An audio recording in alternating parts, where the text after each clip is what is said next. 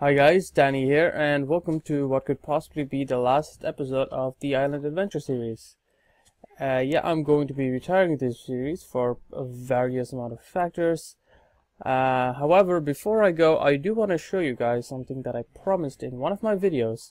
Someone said something, and I took the challenge and decided to do it. So if I turn around, you guys will see what it is. So. Well, first of all, let me just go through all of the changes, because some of the changes are pretty cool. Various builds and design that I've been working on. Well, as you can see, I have the pen there. I've been breeding animals, and I've been trading with that guy. Gotten me a lot of things. I'll talk about that in a second as well. Over here, I attached loads of different... I don't know if I did this in the last episode, but basically, I automated a lot of things, and for that reason I changed around how the ores would be processed. Because I had so many ores in the extractor, it was clogging up the system, and its speed just wasn't fast enough for it to process everything quickly. So I took out the woodcutter and put in this grinder, and in this grinder I decided to throw in all of the common ores. As you can see, galena, lead, copper, tin. This gives 3 per ore in this guy, and I had at least 5 stacks of it, so it was kind of ridiculous. And yeah, so this just goes, gets processed into this chest, gets sucked in through that ME cable into the ME system. Okay, yeah, so this should give it away. Someone basically said that it is quite impossible to have one of these spatial pylons and throw in a house or something inside of a system in adventure mode, or in survival, or at least they said it would be difficult. I said it wouldn't be, and here we go. Now I know this isn't much. This is just what the original house was when the island was really small, but I've surrounded with loads of pylons. Spatial pylons, and I haven't actually tested this. Seriously, I really haven't tested this because I wanted to test it out in front of camera before you guys. I also got myself a new mod, just for a couple of minutes. I know that doesn't make any sense, but because I wanted to try out something, I decided to get the new mod. I'll be talking about that in a second. I don't know if I had that the last time. I basically set up loads of barrels, and if I go here, you can see more barrels.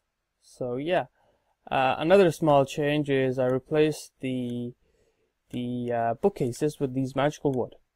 It's handier because the magical wood counts for 5 levels instead of just the let's see, 3, 9, 27. I don't know, 20. I don't know what the bookcases are. Is it like 1 per bookcase? But basically, these magical wood have like 5 levels per bookcase, so if you have just 6, you get to level 30, so that's fine. I don't know if I had this the last time either. Basically, I'm taking in all of the experience through the A system, and it's being stored in the A system. However, I also have this tank here with this, no, not this one. Sorry, this one here. With this fluid export bus. So if I ever wanted to enchant, I can just come here, right click a couple of times. This tank refills right away, and because I have that there, so yeah, it's pretty handy. Okay. Basically what I got from trading with that guy, just loads of candles and loads of, well, not loads of those essences, but loads of candles. So yeah, those are all of the changes. There's also this other thing where if you don't throw in a redstone signal in an armor stand, you can only switch one at a time, but if you throw in a redstone signal, if you shift right click, you can swap all of the clothes at the same time, which is pretty cool. So yeah. Oh, I also made myself a new wand. It's quite a cool wand actually. The Vinti Embossed Witchwood. Basically what this does is, this automatically refills using your mana from the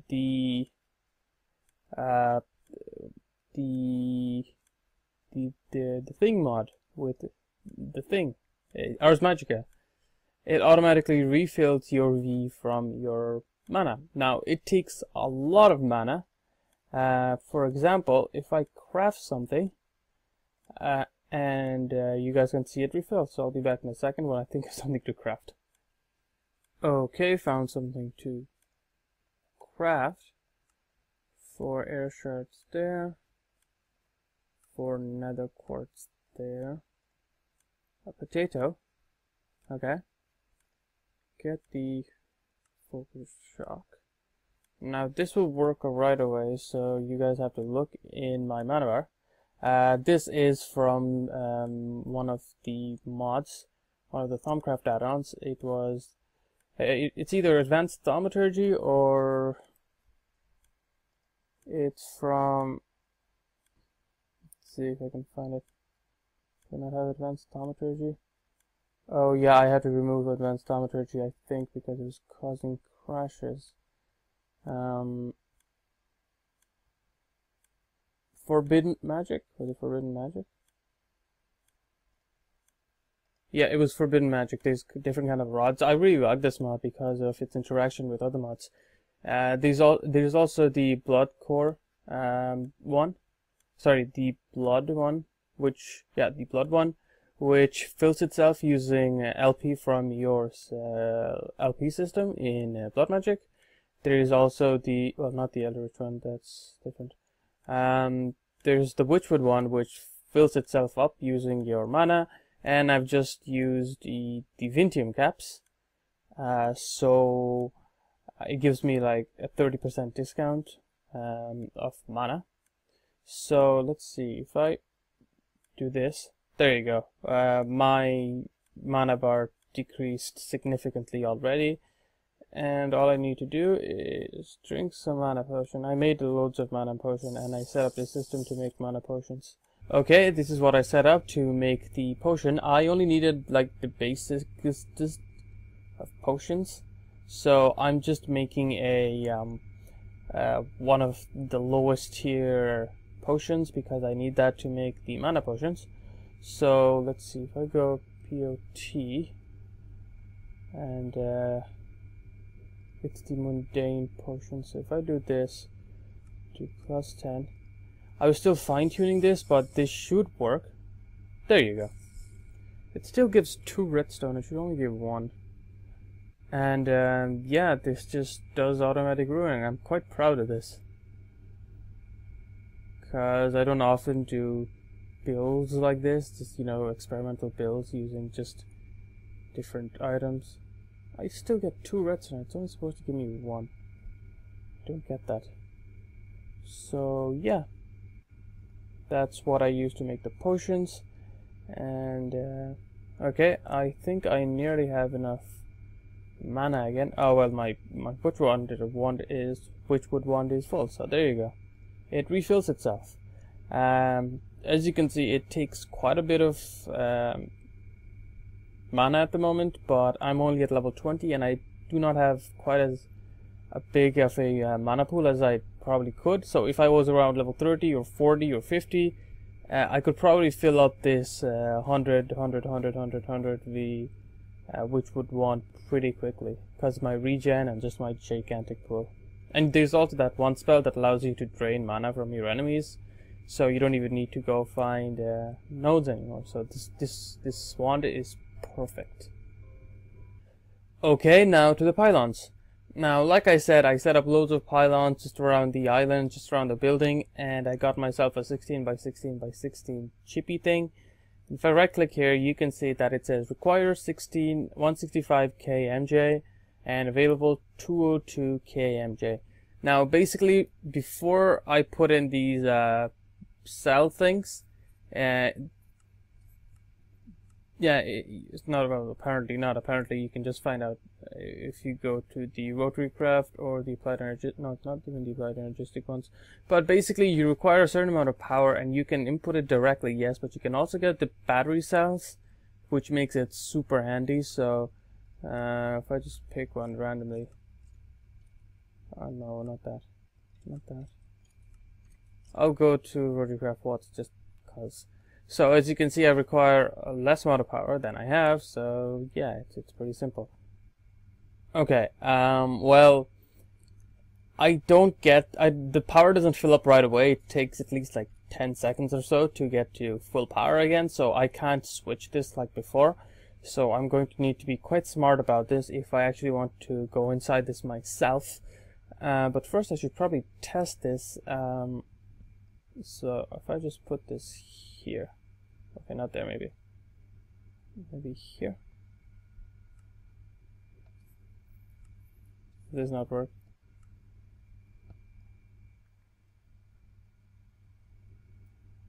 Okay, if I put it over the machine, maybe. There you go. So if I just set this off to 5 seconds, 15 seconds. There you go. The entire thing is gone. Oh, but I don't have that round thing set up where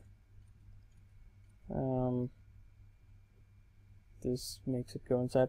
It's fine. I don't actually need that because that's why I have the warp pages for. I can just teleport back, and I can test if I can teleport back in. This is what I got the teleport mod for, to see if I can teleport back in and out to use the spatial storage as a remote base instead of, if the chip acts as a different dimension, which it should, and if I can teleport in and out of there. So that's what I wanted to test out. So, well, as you can see, the house is gone completely, and now we just wait a couple of seconds. Oh wait, no, I have to manually do this, don't I? Oh, I did. Okay, there you go. So in I go. I have to switch this first myself. Okay. I already got myself a workbook with the home one, and from my Agrarian Skies adventures, I know for a fact that I can teleport interdimensionally, so that's fine.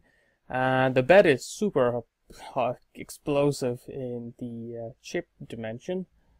So yeah, now I just wait.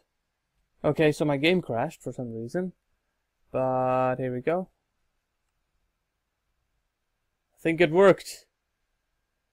Yes, it worked. Except that's disappeared. And that's disappeared. I assume, does this only work on, does this not work on block entities? But that doesn't make any sense, cause, oh no, wait, I'm confused. I had the cow statue thing there, the cow trophy, and over there I had the crafting table. So all I really got out of that was a grindstone, a couple of furnaces. Okay, and if I bind this here, space base. Da da da. Okay, workbook in there. I shouldn't be able to go out there. Yeah, matrix frame. There you go. Super different dimension base if I wanted to hide from my enemies. And if this works, this would be really cool. And it does. Oh, that's pretty cool. So there you go. Space base. Ooh. Load lag. There you go. Pylons are still there. The base is not here. And if I go, I can teleport myself to space base. And because this building exists in that one chip, if I keep the chip with me all the time, or if I put it in a safe place, no one else would be able to access it. And I wouldn't be able to access it either if I don't have the workbook, but you know, it's I don't lose much anyways, so it's fine. So there you go. It is possible to do this, and you can set your base up in, say, like a different dimension thing. If I had like various other buildings, I could if I had made the other buildings the exact same shape, I could probably have created like you know, all of the different all of my different rooms in different dimensions, and I could just flick between them. That would have been really cool. Sadly, all of my buildings are completely different sizes, and my Thaumcraft building is completely different size to everything else too. So, yeah, I think I'm gonna end it here, guys. Thank you guys so much for watching, and yeah, I'll see you in another video. Not in this video, because the series is over.